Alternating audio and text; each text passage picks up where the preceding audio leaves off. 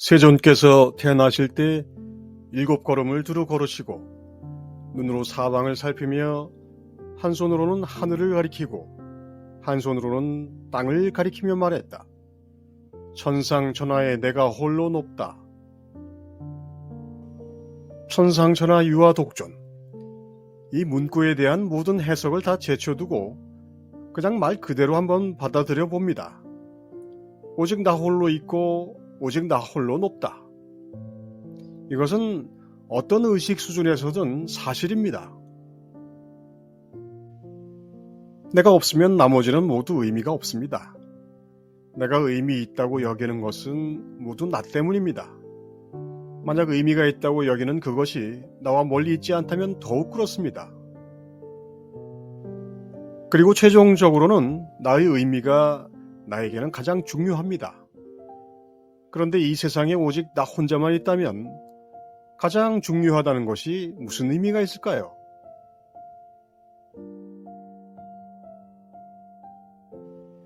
숭산 스님은 즉견열애, 보는 자가 곧 부처다라는 주제의 법문에서 말합니다.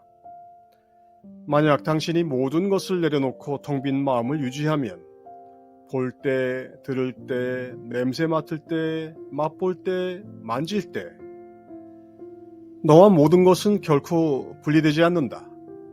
만물은 언제나 하나이다. 하늘을 볼 때 하늘과 하나이다. 설탕을 맛볼 때 설탕과 하나이다. 소가 음매하면 바로 그때 소와 하나이다.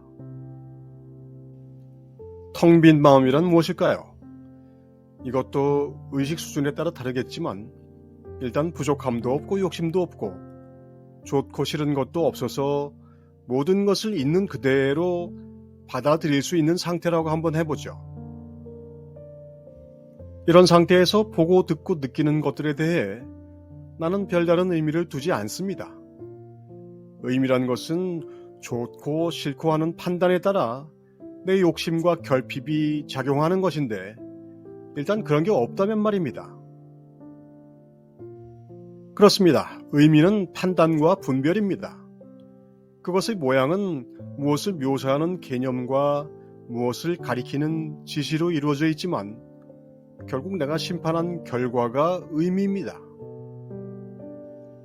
그런데 만약 천상천하 유아독존이라면, 텅 빈 마음이라면 그런 개념과 지시의 모양을 가진 판단의 결과, 의미는 어떤 의미를 가지게 될까요? 선은 이것을 묻습니다. A는 B다라는 형식을 가지지 않으면 말로는 의미를 전달할 수 없습니다. A는 B다라는 형식을 말해서 배제하면 도무지 말이 되지 않습니다. 그런데 선은 이렇게 말하고 묻고 답합니다.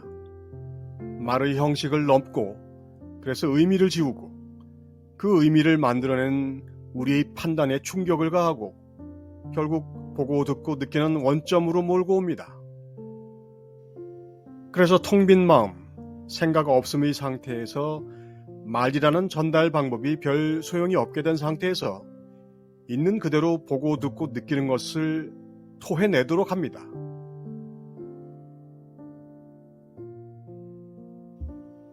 어느 날 해능이 어떤 스님을 보고 불자를 들어 세우며 물었다.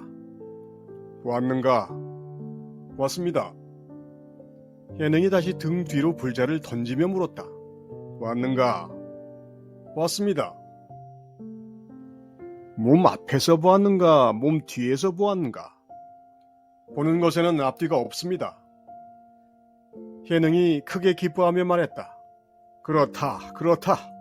이것이 묘공삼매니라. 묘공삼매. 앞서 숭산 스님이 말한 텅 빈 마음입니다. 텅 빈 마음으로 보니 보는 것에는 앞뒤가 없다는 것을 알겠다고 고백한 제자를 해능이 극찬한 것입니다. 앞에서 보았는가 뒤에서 보았는가 하는 물음에 바로 그 의미가 들어있습니다. 앞과 뒤라는 위치와 보는 작용의 결과에 대한 그대의 판단을 해능은 묻습니다. 하지만 답하는 스님은 보고 보이는 것이 분리되지 않은 사건의 진정한 의미를 훌륭하게 이해합니다. 해능이 묻는 의도, 묻기 전의 의도를 이 상황에서 알아챈 것입니다. 그 의도는 불자를 보았는지를 묻는 것이 아니라 보는 상황 자체를 묻고 있습니다. 그리고 몸 앞과 몸 뒤를 예로 들어 보는 작용에 대한 스님의 의미를 확인하려 합니다. 그러나 스님은 오로지 보고 들리는 사건만을 남김으로써 너저분한 대명사와 형용사, 동사가 일거의 의미를 잃도록 합니다. 아주 간결한 묘공의 산매입니다.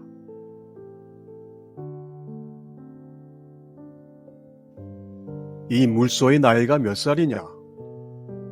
승에 아무 답이 없자 설봉이 스스로 답했다. 77세이다. 화상께서는 어찌하여 물소가 되셨습니까? 무슨 잘못이 있겠는가? 물소라는 지극히 평범한 동물은 물론 우리나라에서는 흔치 않지만 중국의 농사지대에서는 아주 흔한 동물이었습니다. 내가 논의의 한 마리 황소다, 산중의 살쾡이다 라는 뉘앙스와 비슷합니다. 질문을 들은 승은 설봉과 물소라는 A, B의 의미에 확고하게 걸려들어 있어 자신의 판단을 넘지 못합니다. 설봉은 오히려 자신의 나이를 물소에게 매겨 경계를 무너뜨립니다. 설봉은 사람과 물소도 넘고 스스로 넘은 그 의미마저 넘어버립니다. 어쩌다 물소가 되었느냐는 의미를 넘어 물소가 된 것에 문제가 없다고 합니다. 의미를 넘으면 문제가 없습니다. 우리는 대부분 의미에 걸려 자기 판단이라는 금기를 넘지 못합니다. 그런데 그 의미라는 것도 생각의 형상을 가지면 걸림돌이지만 생각의 형상을 벗어나면 이렇게 자유로울 수 있는 겁니다.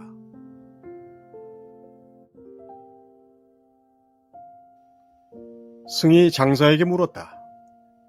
지렁이를 두 토막 내면 두 토막 모두 움직이는데 불상은 어느 쪽에 있습니까? 움직임과 움직이지 않음이 어떤 경계인가? 화상의 말씀은 어느 경전에 나온 것입니까? 과연 그렇다. 경전에 없는 말은 지혜로운 말이 아니다. 수능엄경에 허공, 땅, 물, 불, 바람 6대의 성품이 참되고 원흉해 모두가 열애장이니 생멸이 없다고 하였다.